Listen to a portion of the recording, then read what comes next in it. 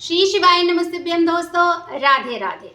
आने वाली वट सावित्री की मेरी सभी प्यारी माताओं बहनों को ढेर सारी शुभकामनाएं।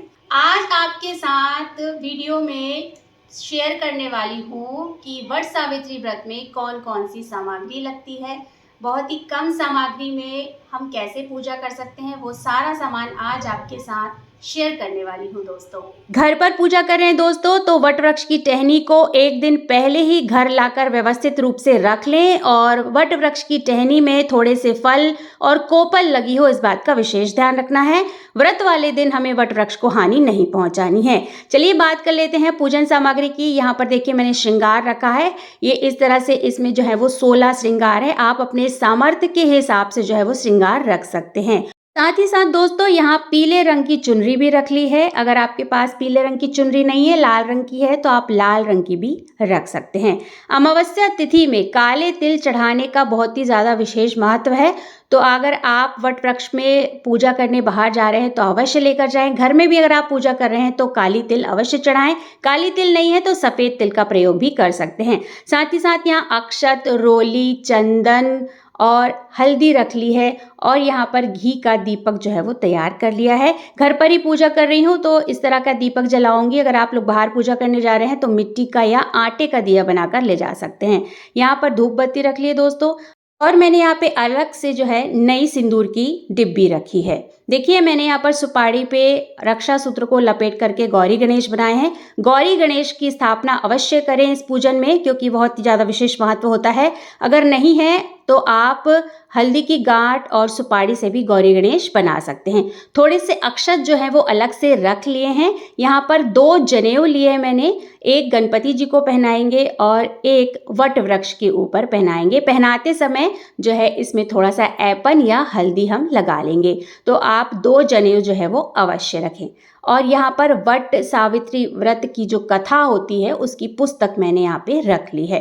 देखिए कच्चे सूत का बहुत ही ज़्यादा विशेष महत्व है। जब हम फेरे परिक्रमा लगाते हैं तो कच्चा सूत ही प्रयोग में लेते हैं। तो यहाँ पर कच्चा सूत रख लिया है और साथ ही साथ जो है वो रक्षा सूत्र भी रख लिया है दोस्तों।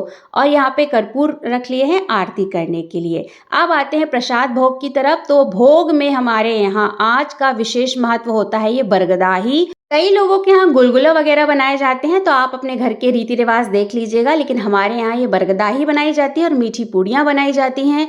यहाँ पर चने रख लिए हैं, बताशा रख लिया है और साथ ही साथ कुछ मिठाई रख ली है।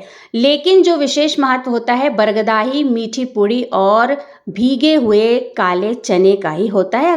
अगर अंकुरित चने हो तो बहुत ही ज़्यादा अच्छी बात है, आप अंकुरित चने भी रख सकते हैं। तो देखिए भोग प्रसादी की बात है तो भोग प्रसादी में विशेष तौर से यही चीज़ें जो हैं वो चढ़ाई जाती हैं वट सावित्री के व्रत में। यहाँ पर मैंने जल रख लिया है। जब हम पूजा करने बैठेंगे तो वट वृक्ष को सींचने के लिए। देखिए दोस्तों अगर हम घर में पूजा कर रहे हैं तो हमें कलश की स्थापना अवश्य करनी चाहिए कि अगर हम बाहर जा रहे हैं पूजा करने के लिए तो इतना सारा सामान ले जाना संभव नहीं होगा। कलश वगैरह का सामान ले जाना भी संभव नहीं होगा। लेकिन अगर हम घर में पूजा कर रहे हैं तो हमें कलश की स्थापना अवश्य करनी चाहिए। आम के पत्ते नहीं मिल रहे हैं तो हम अशोक के पत्ते का भी प्रयोग कर सकते हैं। ये विशेष तौर से ऐपन बनाया जाता है। तो ऐपन कैसे बनाते हैं मैं बता देती हूँ। चावल को एक दिन पहले रात में भिगो दीजिएगा और सुबह उठ के उसे पीस लीजिएगा और थोड़ी सी हल्दी उसमें मिला लीजिएगा, आपका ऐपन तैयार हो जाएगा। साथ ही साथ यहाँ पर जो है कलश में रखने के लिए दीप को तैयार कर लिया है। कलश में डालने के लिए सिक्का, हल्दी की गांठ, सुपारी जो है वो हम कलश के अंदर डालेंगे और कलश के अंदर थोड़े से अक्षत, रोली और पुष्प भी हम डालेंगे। यहाँ पर दोस्तों मैंने मिट्टी का कलश लिया है। अगर आपके पास मिट्टी का कलश नहीं है तो आप तांबे और पीतल का भी ले सकते हैं। लेकिन जो भी कलश की स्थापना कर रहे हैं उसके कंठ पर आप मौली या रक्षा सूत्र अवश्य बांध दीजिएगा। यहाँ पर अपने सामर्थ्य के हिसाब से दक्षिणा ले लेंगे। पूजा में किसी भी प्रकार की कम बेसी होगी तो वो उस दक्षिणा से पूरी हो जाएगी। घर पर पूजा कर रहे हैं तो हवन भी आप अवश्य करें। अगर आपके यहाँ हवन वगैरह होता है तो आप अवश्य करें। यहाँ पर थोड़े से ओपले ले लिए और हवन सामग्री ले ली है।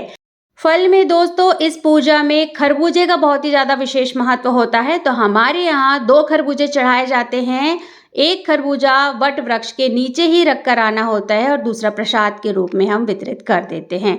आम और खरबूजा यहाँ पर मैंने लिया है, कोई भी मौसमी फल आप ले सकते हैं। मेरे पास नया पंखा नहीं था दोस्तों, ये पुराना ही पंखा है, तो मैंने दिखाने के लिए आपको यहाँ पे रख दिया है। किसी किसी के यहाँ 2 पंखे चढ़ाए जाते हैं, लेकिन हमारे यहाँ एक ही पंखा जो है वो चढ़ाया जाता है। देखिए दोस्तों, यहाँ पर एक टॉवल ले लिया है मैंने। आप टॉवल की जगह गमछा भी ले सकते हैं, अपने पति देव को दे सकते हैं पूजा करने के बाद, या फिर अगर आप इसको दान में देना चाहते हैं तो थोड़ी सी दक्षिणा रख करके इसमें को दान भी दे सकते हैं। और पूजा करने के बाद आप इसे अपने पति को भी दे सकते हैं ताकि वो प्रयोग कर ले। तो हमारे यहाँ चनों को निगलने के लिए मीठा शरबत तैयार किया जाता है। पानी में शक्कर को घोल लिया जाता है और उससे ही हम चने निगलते हैं। अगर आपके यहाँ भी ऐसा होता है तो आप मीठा शरबत अवश्य बनाइए। दोस्तों, यहाँ पर मैंने संपूर्ण सामग्री शेयर कर दी है आप लोगों के साथ। आने वाली वट सावित्री व्रत में इतनी ही पूजन सामग्री से आप घर पर भी पूजा कर सकते हैं और बाहर भी जाकर पूजा कर सकते हैं। पहले से वीडियो अपलोड कर दिया है ताकि आप लोग अपनी व्यवस्था के अनुसार सारी सामग्रियों को व्यवस्थित करके पहले से ही रख ले। चाहे तो आप नोट कर लीजिए, स्क्रीनशॉट ले लीजिए, ताकि आपको पूजा के समय किसी भी दिक्कत परेशानी का सामना ना करना पड़े। तो दोस्तों, आशा करती हूँ आपको ये वीडियो पसंद आया होगा। और वीडियो पसंद आया तो वीडियो को छोटा सा एक लाइक कर दीजिएगा, साथ ही साथ अपने ही चैनल को जो है सब्सक्राइब कर दीजिएगा। दोस्तों, बहुत जल्द मिलते हैं एक नए वीडियो के साथ, एक नई जानकारी के साथ। तब तक श्री शिवाय नमस्तुभ्यम। धन्यवाद दोस्तों।